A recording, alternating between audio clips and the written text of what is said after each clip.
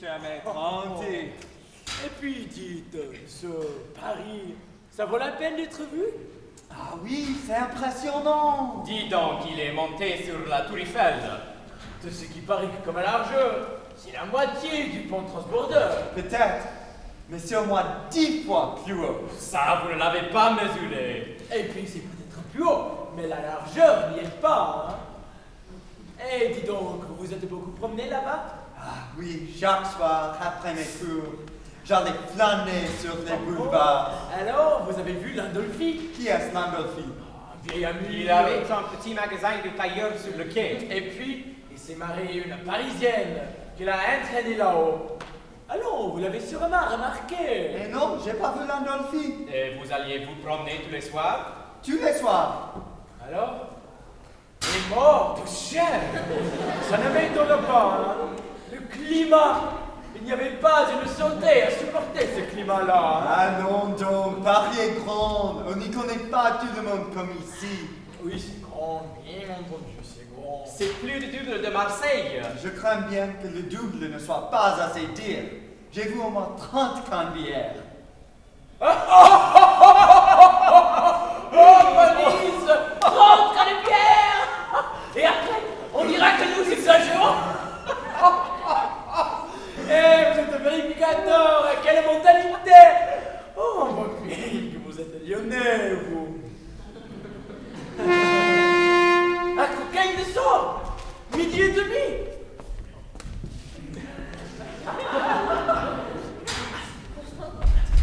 Où va-t-il? Il va s'habiller, c'est lundi aujourd'hui. Qu'y a-t-il de particulier le lundi? Le lundi, à midi et demi, mon père va voir ses amours.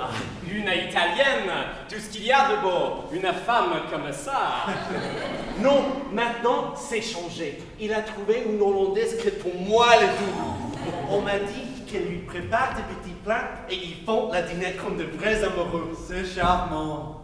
Surtout, fait semblant de ne rien savoir. Il croit que personne ne s'en doute. Chaque fois qu'il va la voir, il cherche des prétextes et il me donne des explications pendant 10 minutes. Pourtant, ce n'est pas un crime d'avoir une maîtresse quand on est veuf. Bof? Ah! Ah, pas ce mot devant moi, monsieur Brun. Pourquoi? Vous n'avez pas su mon malheur? Tenez, monsieur Brun. Quoi? Madame Panis? Oui, monsieur Brun. Il y aura 3 mois de mai. Ma chère Félicité, elle est si forte, si gaillarde. Mon pauvre ami. À ce qu'il paraît qu'elle avait une maladie de cœur, ces choses-là frappent dans son cou. Le vendredi, elle avait encore mangé un aioli de tonnerre de Dieu. Avec les escargots, il a mouru. Et dimanche matin, dernier soupir. Oh, si vite, quelle catastrophe! Oui, oui. Vous me direz tout ce que vous voudrez, mais il y a des fois que le bon Dieu n'est pas gentil. Une brave femme, si dévouée, si travailleuse, qui faisait marcher les ouvrières comme pas une. Et avec ça, dans l'intimité, elle était gaie et rieuse. Ne remuez pas vos souvenirs, Panis. Ça vous fait du mal. Mais quoi, mes bras? Panis, on ne peut pas vous juger. Mais c'est pas le temps. Allons donc. Plus ça va, plus je descends. Je passe mes nuits à pleurer. Voyons, monsieur Brun, est-ce que cela peut durer? Que faire pourtant? Oh, je le sais bien, allez. Voyons, Panis. C'est facile à dire voyons. J'ai bien y réfléchi et c'est tout vide. Des solutions? Il n'y en a pas deux. Je n'ai pas d'enfant, je suis orphelin, ce qui est bien naturel à mon âge. Ça ne fera de tort à personne. Allons, allons. Pas de bêtises. Attendez encore un peu et vous verrez. Non, non, non.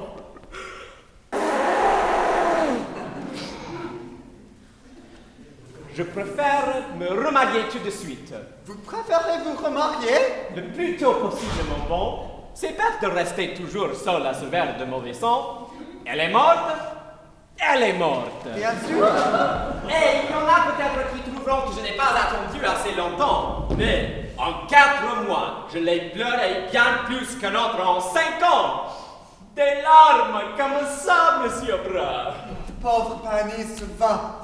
Ouais, enfin, chacun sa croix. À la vôtre. Qu'est-ce que vous en pensez? Je ne serais pas étonné si vous aviez déjà choisi votre nouvelle femme. Ah oui, naturellement. Et je vais présenter ma demande à la première occasion. Qui est-ce? Non, je ne peux pas encore vous le dire, mais je vous retiens pour la noce, ok? J'y conviens. Camille! Quoi? Le second de la maladie est en magasin! J'arrive! C'est une grosse commande, il faut sauter dessus.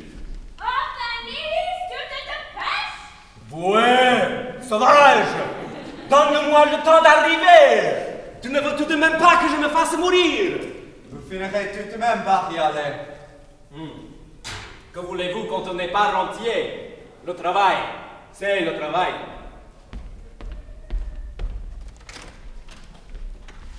Il vous a dit qu'il allait se remarier? Oui, et je trouve qu'il va un peu vite. Il n'y a que 3 mois qu'il est veuf.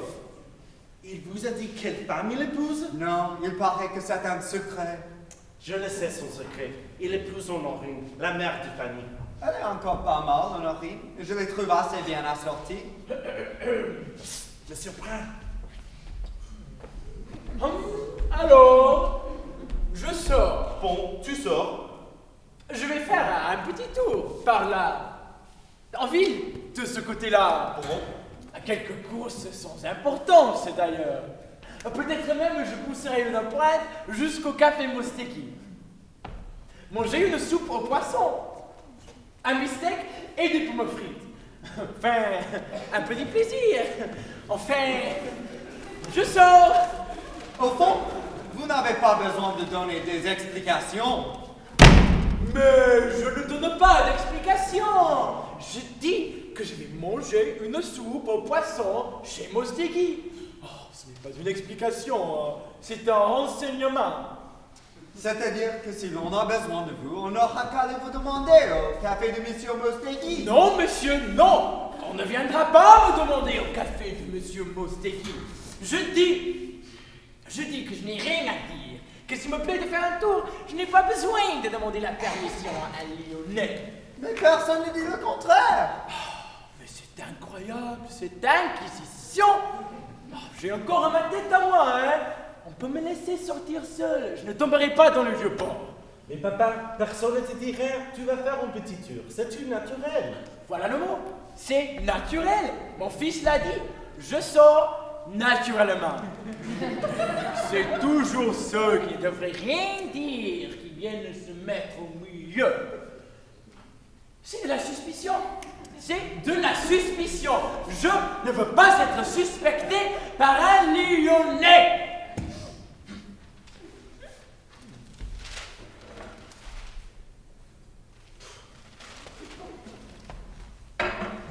Au revoir tout de même, monsieur Brun. Au revoir, cher ami. Et bon appétit. Merci. Elle fait bien la cuisine? Qui elle? Madame Mosteki. Il est veuf, c'est lui qui l'a fait. Bon, je rentrerai vers 6 heures. Si la voiture depuis qu'on passe, tu prendras 12 bouteilles. Ça fera 240 francs. Oui, Tu as compris ce que je t'ai dit? oui, Tu t'en rappelleras au moins. oui. Je ne suis pas idiot. Il n'a pas besoin de répéter 20 fois les choses. Si la voiture de Pico passe, je prendrai 240 bouteilles. C'est entendu. 240 bouteilles. Oh, nom de Dieu. 12 bouteilles pour Paris. Tu prendras 12 bouteilles. Si la voiture, depuis qu'on passe, tu prendras 12 bouteilles. Si la voiture, depuis qu'on passe, tu prends... Tu ne prendras rien. Je leur téléphonerai. Oh, mon pauvre enfant. Qu'est ton pauvre enfant? Quand on fera danser les couillons, tu ne seras pas à l'orchestre. À ce soir, Marius. À ce soir, monsieur Brun. Bonjour, Monsieur Brun. Bonjour, Norine, et bonjour, Fanny. Bonjour. Comment tu la trouves? Ça va bien? Cette fois, elle a réussi les emmanchures. Je crois qu'elle a mis la taille un peu basse. C'est moi qui lui ai demandé. Ça fait plus dégagé. Marius, Oui, donne-moi un mandarin citron.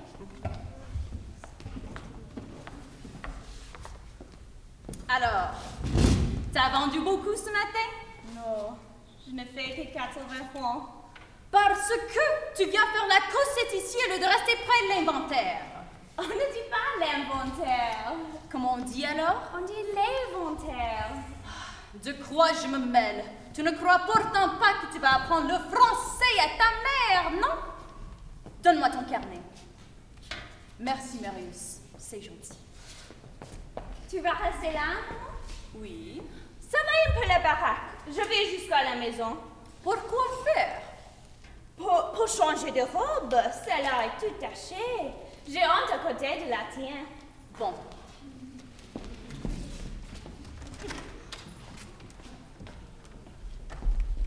dites Norine, vous restez là un moment? Oui. Je vais dans ma chambre. S'il y a quelqu'un, vous m'appellerez. Bon. 65 et 6, 77 et 8. Bonjour, Honorine. Ça a marché ce matin? Comme d'habitude, j'ai fait 7 kilos de rouget, des dorades et un pauvre gala.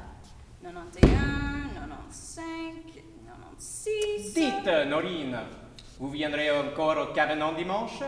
Au cabanon? Oh, dites, Fanny, ça fera 2 fois en 15 jours. Si ça vous déplaît, c'est 2 fois de trop. Mais si ça vous amuse, ce n'est pas assez. Ça ne me déplaît pas. Au contraire, le bon air, un fin dîner, une bonne bouteille. Mais ça fait parler les gens.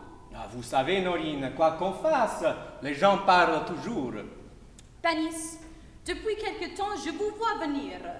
Mais si la chose n'est pas sérieuse, il vaut mieux l'arrêter tout de suite. Qu'est-ce que vous appelez sérieuse? Dans ma famille, il y a de l'honneur. À part ma sœur Zoé, la pauvre, qui avait l'amour dans le sang. Mais sur les autres femmes de ma famille, personne ne peut dire ça. Alors, si ce n'est pas pour le mariage, dites-le moi. Honorine, vous savez bien que je pense au mariage. Ça a toujours été mon idée de... Oh, alors, c'est tout différent. Si vous venez au cabanon dimanche, nous serons bien à l'aise pour discuter tous les détails. Oui, dimanche. Justement, Fanny doit aller passer la journée chez ma sœur Claudine. Elle revient que le soir. Elle ne viendra pas avec nous? Nous serons plus tranquilles pour discuter. Oui, nous serons plus tranquilles, mais vous auriez pu l'amener tout de même. La vérité, c'est que j'ai un peu honte devant elle. Honte de quoi? Vous ne comprenez pas? Ah, les hommes! Qui dit quand vous fassiez la partie de boules avec mon pauvre mari, qu'un jour vous m'amèneriez au cabanon toute seule? Dites, Norine, il me semble qu'il y a une erreur de votre part. Vous croyez peut-être que c'est vous que je veux? Comment, si je crois? Vous ne venez pas de me le dire? Mais non, je ne vous ai jamais dit ça. Vous n'êtes pas seul dans votre famille. C'est peut-être pas la petite! Ah oui, c'est la petite, naturellement. Allez, vais, ça c'est du bon. Voyons, Norine, vous ne pensez pas qu'à votre âge... Mon âge? Il y en a de plus jolis que vous qui me courent derrière. Mon âge, il faut s'entendre dire ça pour un vieux polichinelle, que les dents lui bougent. Voyons, Norine, ma belle, vous savez bien... Vous ne vous êtes pas regardé. Si mes rascasses n'étaient pas plus fraîches que vous, je n'en vendrais guère. Ne parlons pas de vos rascasses. Il s'agit de la petite. La petite, qui pourrait imaginer une chose pareille? Vous qui parlez tant des autres, vous devriez un peu nous dire ce que vous alliez faire le soir avec Nestor, le premier trombone de l'opéra. Et alors, pourquoi un veuve comme moi n'aurait pas le droit de parler à un trombone? Mon mari était mort depuis 2 ans, Et je vous apprendrai qu'au ciel, il n'y a pas de cocu. Oui, ça le gênerait pour mettre à l'auréole. Allez, zou, Norine, c'est bête de nous disputer pour un malentendu. Écoutez-moi. La petite, ma fille, Fanny.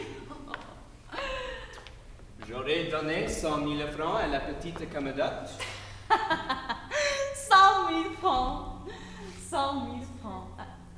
100 000 francs. Oui, je lui ferai une dot. Allez, veuillez, ne plaisantez pas. Honorine, ma belle, écoutez que je vous dise bien la chose.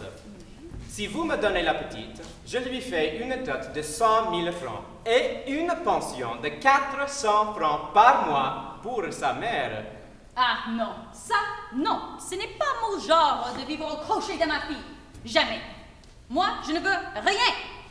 Je ne demande qu'à habiter avec vous. Voilà, tout. Pour ça, on s'entendra toujours. Et elle aura une bonne. Et je lui laisserai tout par testament. Panis, la petite ne voudra jamais. Si elle voulait, qu'est-ce que vous diriez? Naturellement, je ne l'empêcherai pas de faire sa vie, mais elle ne voudra pas. Je lui en ai déjà parlé. Quand? Dimanche dernier, au cabinet, pendant que vous faisiez la bouillabaisse. Et qu'est-ce qu'elle vous a dit? De m'adresser à sa mère. Ça veut dire qu'elle accepte. Oh, quelle petite masque! Elle m'a bien trompée, celle-là. Vous lui en avez parlé de 100 000 francs? Non, c'est elle qui m'en a parlé. Oh, elle est magnifique, cette petite! Et je vous signerai des papiers dès que vous aurez dit oui. Mais vous avez vu qu'elle a 30 ans de moins que vous? Ah oui, mais ce n'est pas de ma faute. Et elle aura tout ce qu'elle voudra. De l'argent, des bijoux, des robes, des grandes... Oui, mais il n'y a rien de plus beau que l'amour. Et je suis bien de votre avis. Mais il vaut mieux avoir 18 ans. Eh bien, la petite a 18 ans. Et vous, vous en avez 50. Seulement, j'ai 600 000 francs. Oh, mon pauvre Panis. Les chemises de nuit n'ont pas de poche. Et quand je pense à ça et que je vous regarde, je veux voir une paire de cornes qui va trouver le plafond. Encore! Tout ce que je vous demande, c'est de me dire oui. Le reste, je m'en charge. Eh bien, je vais lui en parler. Je vous répondrai dans quelques jours. Bon, dans quelques jours, j'attendrai. Seulement d'abord, j'aimerais bien regarder les comptes de votre magasin. C'est l'amour maternel. Venez demain matin et je vous expliquerai tout. Oui, demain, après-demain, je ne suis pas pressée. Mais Fanny va t'arriver. On peut y aller tout de suite? Si vous voulez. Marius! Oui. Je m'en vais, s'il vient du monde, occupe-toi-en! Oh, je viens. Dites, vous ne croyez pas que Fanny et Marius, il y a entre eux un certain sentiment? Ah, pour ça, c'est sûr. Et c'est naturel. Pourquoi? Parce que le samedi soir, ils ont souvent couché ensemble. Ils ont... Honorine, qu'est-ce que vous dites? Eh oui, au cabanon, il n'y avait qu'un berceau. Ah, coquin de sort, que vous m'avez fait peur! Allez, venez, mon gendre. Je vous suis, maman.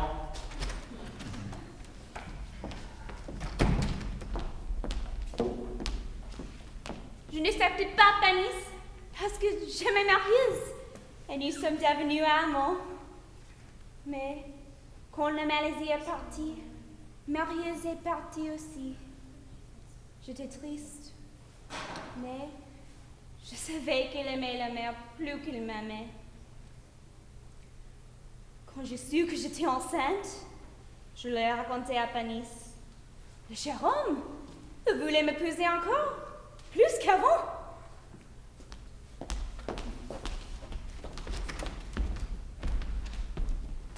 Panis, tu as 5 minutes. Tout l'après-midi, si tu veux. Et d'abord, une grave nouvelle. Une nouvelle sinistre. Monsieur Brun vient de se noyer. Comment? Comment? Noyé mort ou noyé mouillé? Mouillé, noyé et mort. César, mais qu'est-ce que tu me dis? Je te dis que tu es un assassin. Allons, ne plaisantez pas avec ces choses-là. Oh, je ne plaisante pas. Vas-y voir si tu veux, il est là-bas, étendu sur le quai. Par ta faute, à cause de ce bateau pourri. Ce n'est pas possible. Ça serait terrible. Attends! Oh, il a encore quelque chose qui bat. Mais on ne sait pas si c'est son cœur ou si c'est sa montre. Oh, grand couillon que tu es! J'en ai les jambes qui tremblent! Oh, je te disais ça pour rigoler. Oh, il est chaviré, ça c'est vrai. Il a pu un bon coup. Mais ces douaniers n'auraient péché. Reste assis, Honoré. Parlons sérieusement. Qui donc? Je sais qu'il y a quelque temps, tu avais demandé la main de Fanny Honorine. Oui. La petite t'avait dit non à cause de Marius. Elle croyait que mon fils allait l'épouser tout de suite. Mais là-dessus, mon fils est parti sur la mer. Il est parti pour longtemps. Oh oui, alors? Alors, j'entends dire par-ci, par-là, et je le vois aussi par moi-même, parce que je n'ai pas les yeux dans ma poche.